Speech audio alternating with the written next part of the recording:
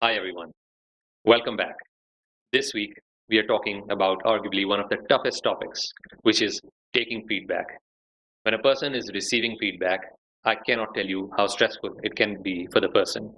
Let's break it down and make it easy for every one of us to receive feedback and improve as a person.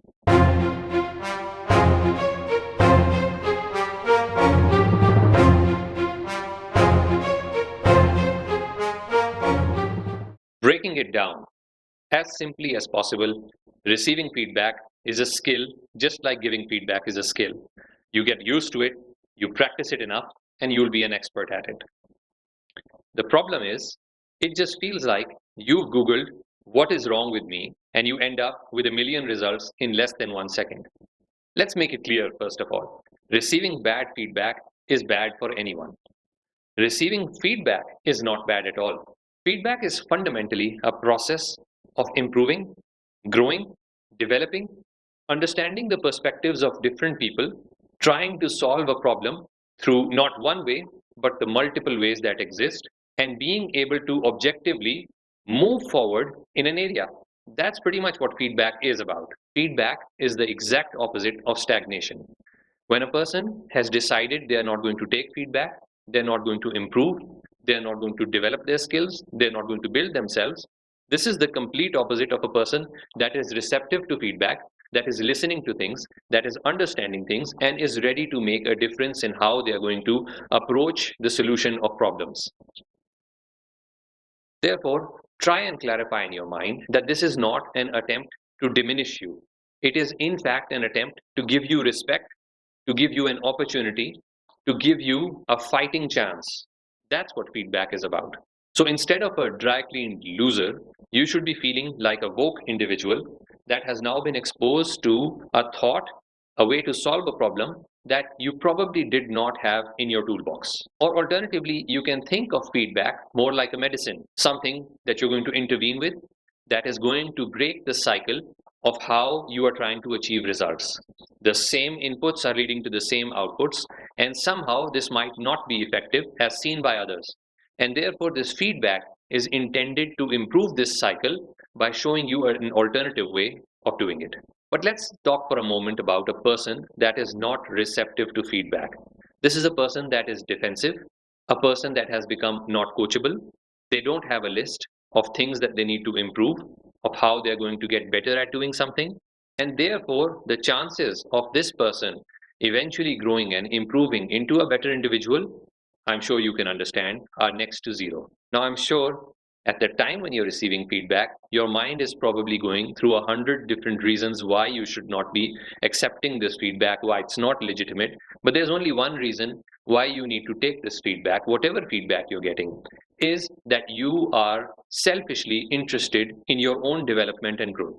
And keep in mind, this is not limited to personal or professional. It could be in any walk of life. Self-confidence is great, but self-improvement is even sexier. Have you ever tried to pour water into a glass which is already full? It doesn't help. You need to open up a feedback discussion by first asking for feedback.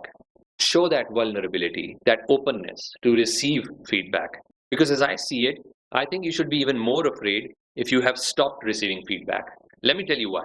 When a person approaches you for feedback, there is a very high chance that this has been discussed behind you with more than one person. If you don't know what you need to improve about yourself, probably everyone else already knows. You have probably cornered yourself into a place where you are only hearing what you want to hear. You have surrounded yourself with people who are just able to repeat back to you what you want to do. Trust me, you are not perfect. You too can improve. So as you get into a feedback session, your full attention and focus should be on trying to understand what is being said, on trying to validate what the person is trying to explain to you. Feel free to ask for examples, situations, more specifics, but again, remember, this person is not trying to say you have failed.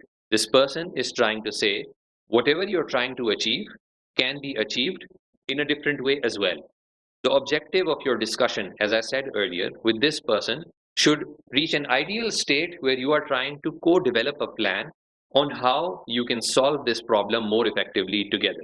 And therefore, there is absolutely no point in trying to defend yourself, as this person is not even attacking you to begin with. If there are any assumptions as part of this discussion which you feel this person does not understand, feel free to clear assumptions along the way. As you open up and let your hair down, have a welcoming body stance, and that you are in fact thinking of thanking this person. Why should you be thankful? Because this person is actually giving you the respect to talk to you.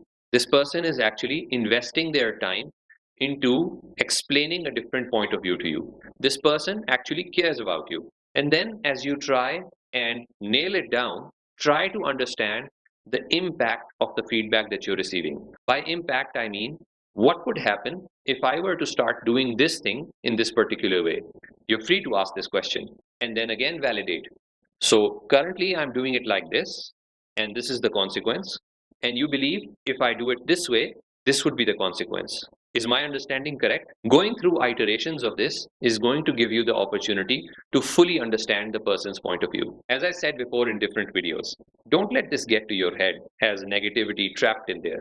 While the perceived consequences of this situation might make you feel as if this is a negative environment, in fact, this is a positive environment. And therefore, the actual consequences of this discussion are positive. I'll give you another way to think about it. Disassociate the feedback from yourself. You are not your mistake. Think of feedback as more of a scientific process. The way it would work is there's a problem.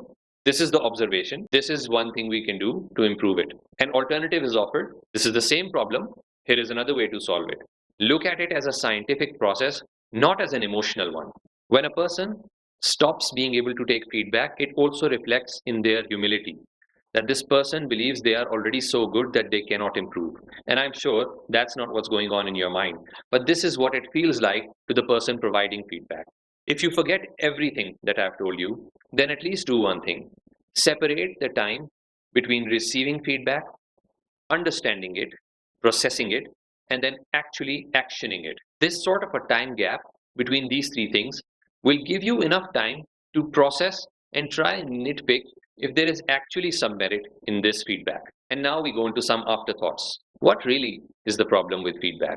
One problem is people don't know how to give feedback. Straightforward, that causes a problem in people receiving feedback. I'd strongly recommend you see my video on giving feedback, in which I break down the process of how to give feedback.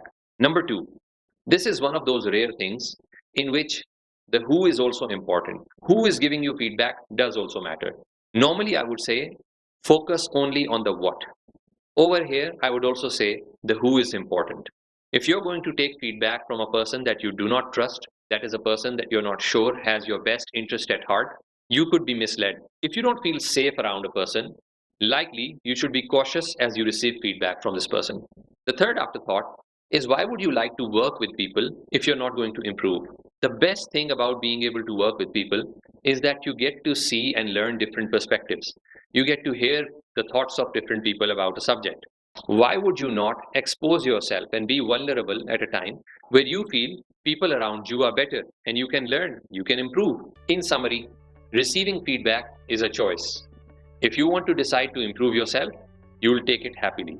You'll practice, you'll try and improve, and you will shock yourself at the things that you can do just by being able to receive feedback. Feedback is the most important building block for your development, for your growth, and becoming a better version of yourself.